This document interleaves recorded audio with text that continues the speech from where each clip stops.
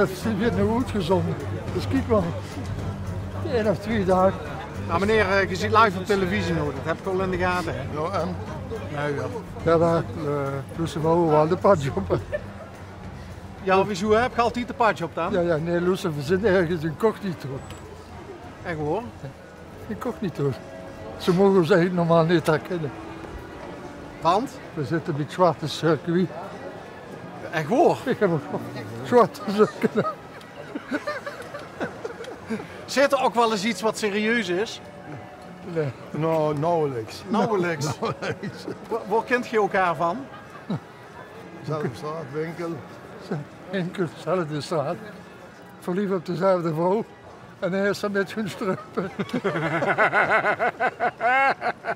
Ja. De kuppen bij me gezegd, dat is een verwachting. Ik zeg, ja, maar niet voor mij.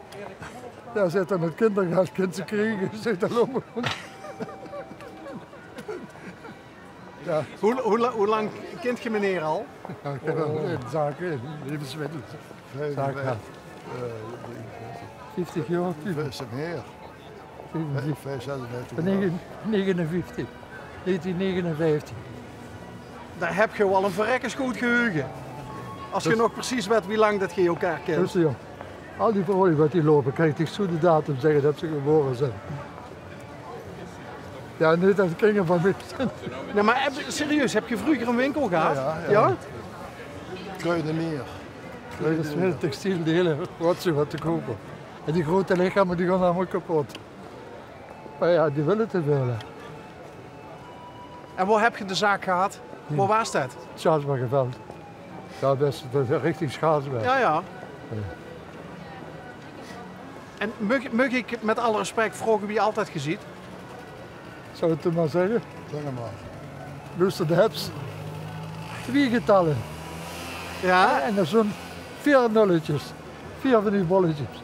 Als je nu die 2 getallen splitst en zet 2 van die bolletjes op elkaar, dan komt ze aan mijn leeftijd.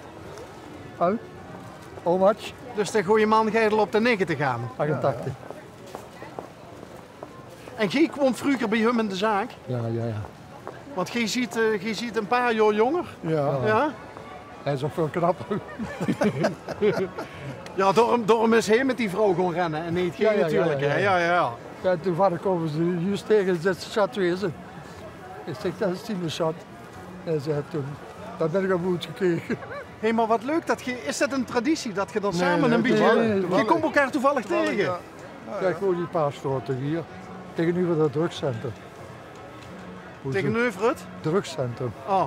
Die parkeergarage, die Q-garage. Oh, zo. En er zitten nu een liggende zeil zitten nu erin. Dus af en toe zo eens gaat bloed vloeien en zo. Hè. Ja, dat verstond die knapen zich niet. Dat is wel. Dag dames. Hallo. Dus dat ze voor. De camera volgen.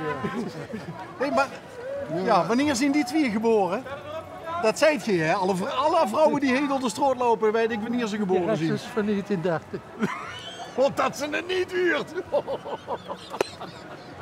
Ja jongens, laten we weet hoeveel dat het is, 1930. 1930? Ja. Ja, dat is lang geleden. Ja, dat is 88 jaar. Ja. Wanneer heb je de zaak overgenomen? Nee. Je gaat zelf opgestart. 40 jaar lang. Maar luister, de tijd van de mijnen. Ja. En dat waren gouden tijden. Toen de mijnen draaiden, dat waren gouden tijden. Want toen had je de mensen wat te verteren. Ja. En spaarzaam. Hele andere levens tegenover de tegenwoordigheid. Maar er kwam dan bij je ook van alles in de zaak, hè? Alles. Ja. Italianen, Polen, neem ik aan. Ja, die hebben ze gescharterd voor op de mijnen te werken. Ja. In de tijd Hongaren. En hier achter op zo'n ding liggen een café, restaurant. En dan komen die wel eens bij elkaar.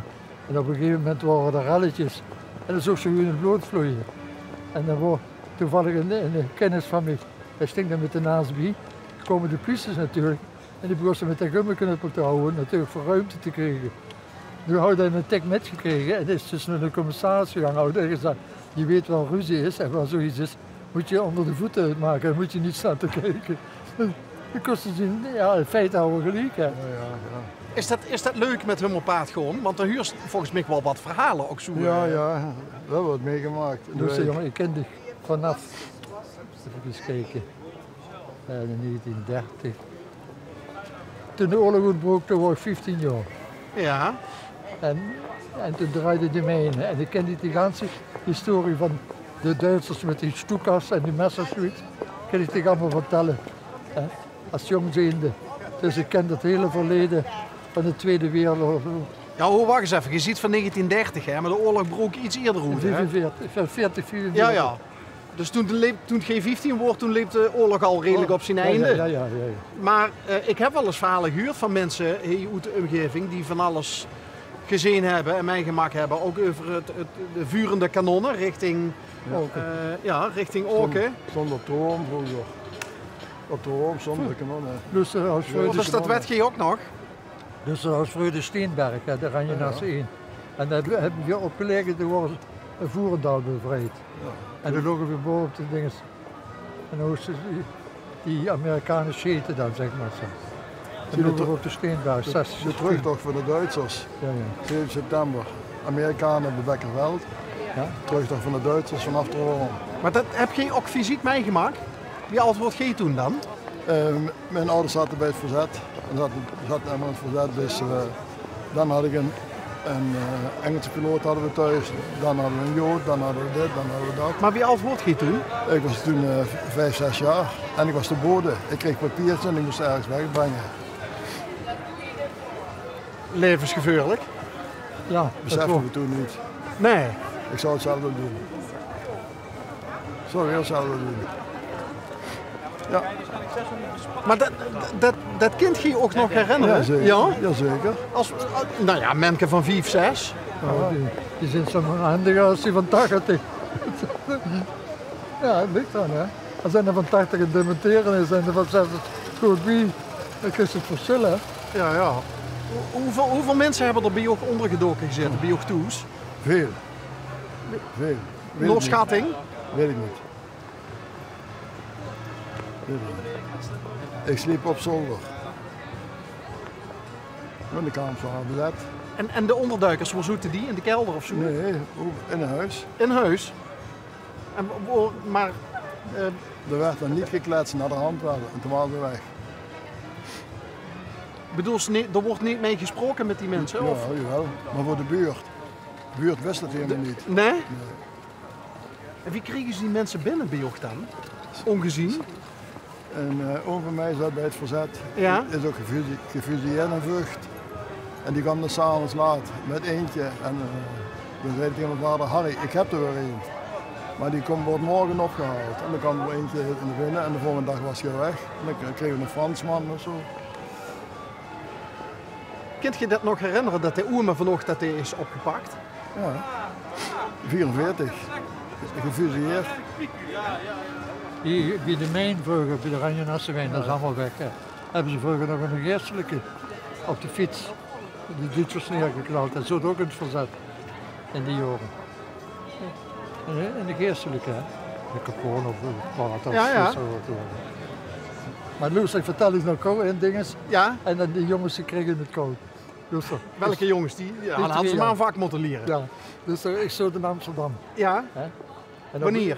Ja, toen tijdens de oorlogjaren heb ik in Amsterdam gezeten. Op een gegeven moment was razzia van de Duitsers. Ja. Dus wat deed ik? Hè? Als jong zijnde, zorgde dat ik er tussenuit ging. Toen staat er een non, een zuster op de hoek in de rivier te bijen. Dus ik denk, oh die had heel lang krijgen. Daar zit je ondergekropen. Dat is heel maar het schönste is van alles. Na die razzia, toen kom ik te onderhoed. Ik zeg, zuster bedankt. Ik zeg dat ik me geholpen heb. Daar zegt ze, hoeft zich niet te bedanken, zegt ze. Maar ik ben ook een ondergedoken marinier. Dat is het programma wat ze moest hebben. Hè. En niet die van die geveltjes en zo allemaal. Hè. Zo ging dat vroeger in de zaak ook. Ja, ik kwam nog helpen. Mijn dochter woonde bij jou tegenover. Hè. Had vloerbedekking besteld. Hij sluit de winkel, ik ga mijn dochter helpen. De trap, alles ervan afhalen. Zo een was dat. Maar mooie tien, Ja? Ja? Jawel. Ah, ja. Dus die hele winkels wat die liggen, die hebben allemaal troef. Weet je. Die verbouwen, die gaan met de tijd met in alles dure kapitalen. Hè. En als ze juist die huren wat die nu moeten opbrengen, dan Want komt, het is niet meer te betalen. ja, dan komt die. En dan moeten ze ook nog 1 of 2 man personeel hebben. Die redden het allemaal niet meer. Ja, maar ja, dat is de leeftijd, hè, jong.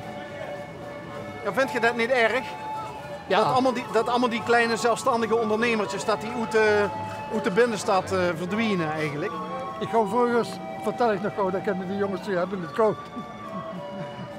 Ik ga vroeger met mijn vrouw op de zaak. En die had 3 dochters. Ja? En toen komen die grote bedrijven op. En zegt ze, is maar goed, zegt ze toen, want die kleine winkeltjes hadden nee. Zeg, mijn vrouw nog maar een sloetser. Zeg, je hebt 3 dochters. Ja, zegt ze, en? Ik zeg, die hebben alle 3 een boterham, de kleine winkeliers, de kleine zakenlui.